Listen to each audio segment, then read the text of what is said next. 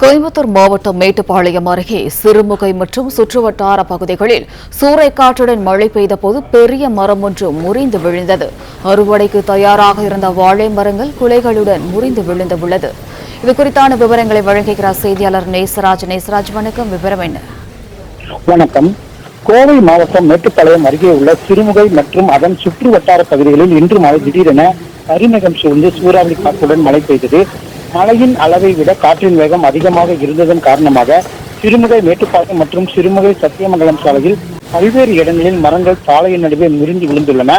மேலும் தெச்சிக்குட்டை, ரங்கம்பாளையம், அம்மன் புதூர் உள்ளிட்ட பல்வேறு கிராமங்களில் சாகுபடி செய்யப்பட்டிருந்த வாழை மரங்கள் சூறாவளி காற்றால் முறிந்து சேதமாகியுள்ளது. அறுவடைக்கு தயாராக இருந்த நேந்திரன், கதலி உள்ளிட்ட பல்வேறு வாழை மரங்கள் இரண்டாக முறிந்து சேதமடைந்துள்ளதால் விவசாயிகளுக்கு பல லட்சம் ரூபாய் அளவுக்கு இழப்பு ஏற்பட்டுள்ளதால் விவசாயிகள் கவலை அடைந்துள்ளனர். மேலும் சாலையின் நடுவே மரங்கள் முறிந்து விழுந்ததால் போக்குவரத்து பாதிக்கப்பட்டுள்ளது. பின்னர் கிராம மக்கள் சாலையின் நடுவே முறிந்து கிடந்த மரங்களை அப்புறப்படுத்தி போக்குவரத்தை சீர்படுத்தியது குறிப்பிடத்தக்கது. பிளே ஸ்டோர் மற்றும் ஆப் ஸ்டோரில் இருந்து பாலிமர் செயலியை QR கோடு மூலம் பதிவிறக்கம் செய்யுங்கள். செய்திகளை உடனுக்குடன் பெறுங்கள்.